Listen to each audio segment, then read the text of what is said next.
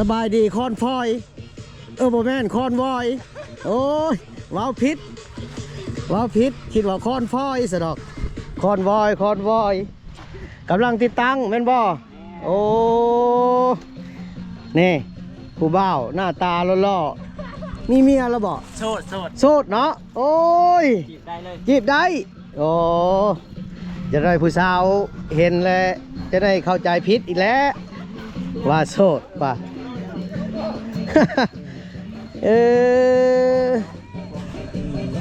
นี่พี่น้องวงดนตรีคำเจริญสุขก่อนหับชมคลิปฝากกดไลค์กดแชร์และกดติดตามทางช่องเพจและเฟซบุ๊กหรือช่อง YouTube คำมั่นวิถีลาว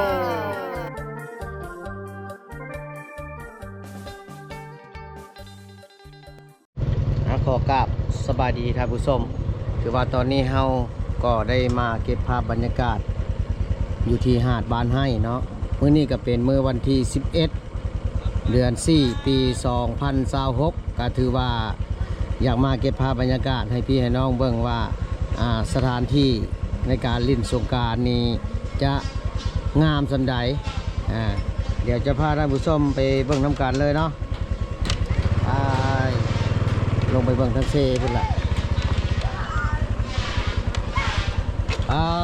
โทษคุณนายบ้านให้ได้นี่ได้จ้องนี่เอาเลยโอ้คือว่าเพิ่นได้มาตั้งวงดนตรีเป็นที่เอ็มห้อยแล้วพี่น้องเลยนี่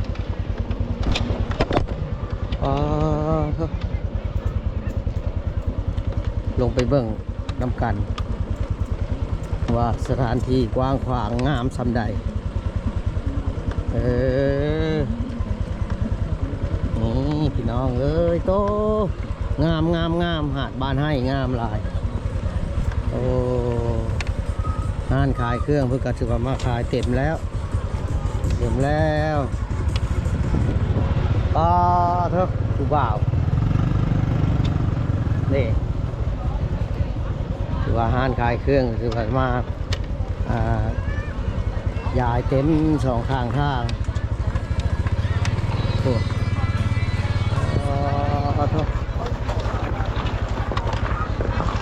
พี่น้องเอ้ยโอ้ผู้สาวสายตีปอโต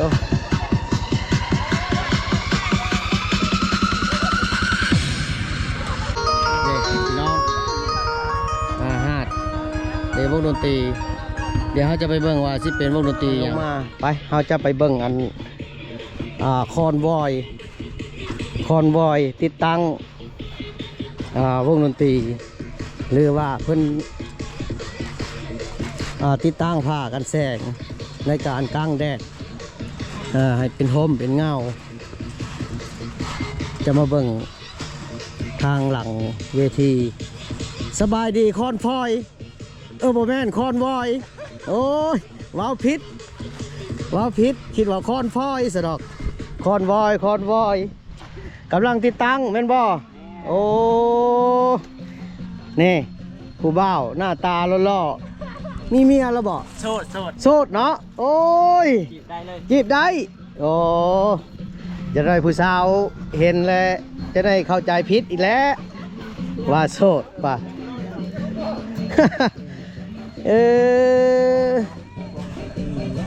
นี่พี่น้องวงดนตรีคำเจริญสุขคือว่าพบกันได้อยู่ที่สงกรานต์หาดบ้านให้ผาเวียงโอ้โถอันนี้กับแม่นเพิ่นติดตั้งไปได้จักเปอร์เซ็นต์แล้วนี่จักเปอร์เซ็นต์แล้วติดตั้ง50เนาะโอ้ก็ยังหลายมืออยู่ถือว่าโบเป็นยังติดค่อยไปค่อยมาบุญบ้านเฮาโอ้ผู้นี้เสืออาจโบทามก็ได้เรื่องมีเมียนี่ยันมีแล้ว นี่เราโสดดิพี่ละโสดนี่โสดผู้นี้เพราะว่าเพิ่น เพิ่นเฮ็ดตะคุยตะง่ายอยู่ได้มือปีก่อนๆนะเห็นอยู่หน้าเวทีโอ้โถถือว่าตอนนี้เพิ่นกำลังลุกปัวติดตั้งถือว่ามื้อนี้เฮาก็มารีวิวฮาดเนาะแล้วก็รีวิววงดนตรีให้พี่น้องได้หับชมจอ LED พี่น้องเอ้ยถือว่างานสงกรานต์ปีนี้ทางซ่องคำมันวิธีลาวก็ได้มาเก็บภาพบรรยากาศมาหับไซทางวงดนตรีคำเจริญสุขเนาะคือว่าตั้งแต่วันที่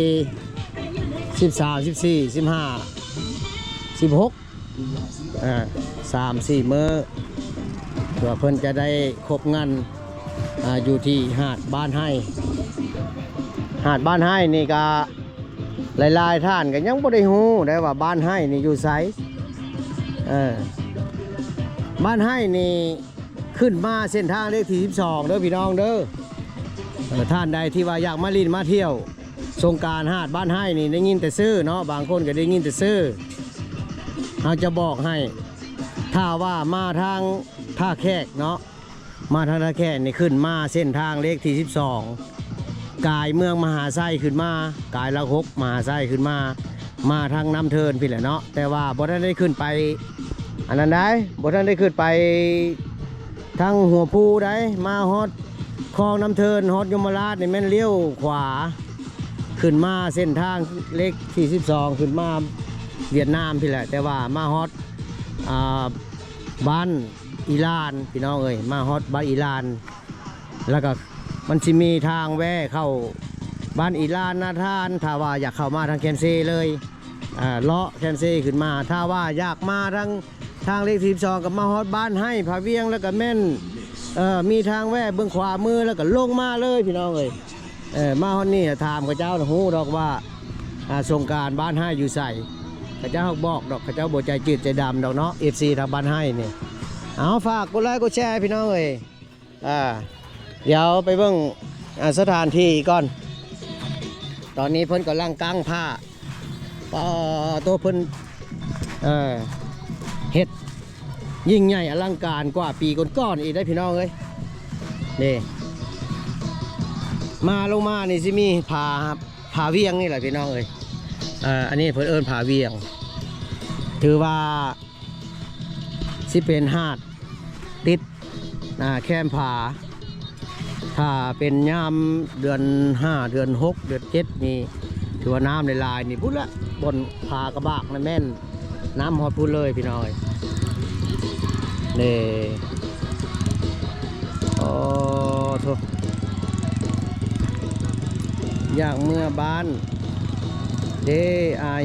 มันเห็นไอรีวิวคิดฮอดบ้านโอ้เดี๋ยวนี้แห้งขับแห้งขับ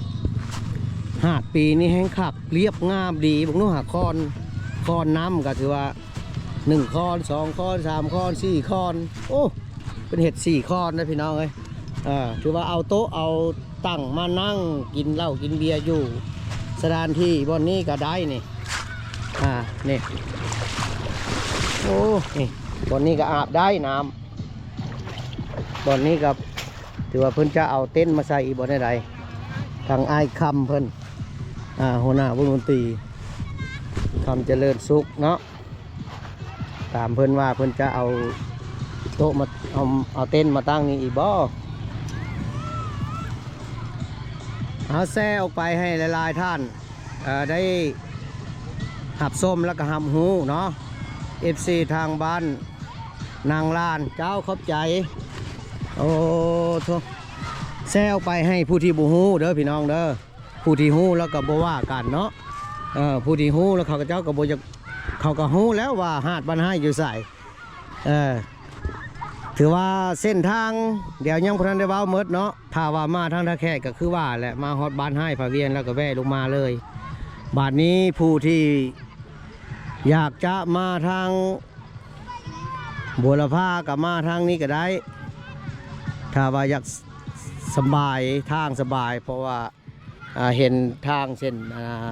ทางหลังข้างนี่มันยากเนาะ โค้งลงพี่แหละพี่น้องเอ้ยมาทั้งปานามมาทั้งมหาไซพี่แหละโค้งขึ้นมาส่วนลายก็หลายๆคนกับบุฮู้บ้านให้นี่จุดหาดบ้านให้นี่อยู่บงไดเดี๋ยวเขาจะรีวิวทางดาวเทียมเนาะทางภาพดาวเทียมให้เบิ่งว่าหาดบ้านให้นี่มาเส้นใดแล้วก็จุดใดไกลเส้นทางเลขที่12สำใดนี่คือว่าเฮาลงมารีวิวมื้อนี้ก็ค่ำแน่แล้วได้พี่น้องเอ้ยเพราะว่าลงมากลางเว้นนี่บ่ได้แดดร้อนอีหลีมื้อนี้ก็อุณหภูมิกับ39 องศาลงมาบ่ได้พี่น้องเอ้ยย่านตายแดด ได้ลงมาตอนแรงๆลงมาเก็บภาพตอนแรงๆนี่อาจจะงามกว่ากลางเว้นเนาะมาให้พี่ให้น้องได้เบิ่งเด้เบิ่งเอานี่น้ำนี่ใสแล้วก็ไหลเย็นโน่นนี่โอ้น้ำนี่เห็นเม็ดหินอยู่ลุ่มพุ่นแหละหรือว่าติดตามได้เนาะทางช่อง YouTube คำมั่นวิถีลาวหรือว่าสิเป็นช่องคำมั่นวิถีลาวแฟนเพจเนาะติดตามไว้คือว่าสงกรานต์นี้นี่เฮาจะมาเก็บภาพบรรยากาศให้พี่ให้น้องให้ท่านผู้ชมได้เบิ่งได้ส้มกันFC ท่านใดที่ว่าได้มาลินสงกรานต์ปีนี้ก็อย่าลืมเนาะทักทายทาง FC ทางเหนือทางใต้ทางไกลทางไก่หรือว่าต่างแขวงหรือว่า FC ทางฝั่งไทยกับบางท่านกับมาได้มาลินสงกรานต์เพิ่นมาลินมาเที่ยวอยู่ฝั่งสปป.ลาวเพิ่นก็ได้มาเที่ยวอยู่ที่หาดบ้านไห้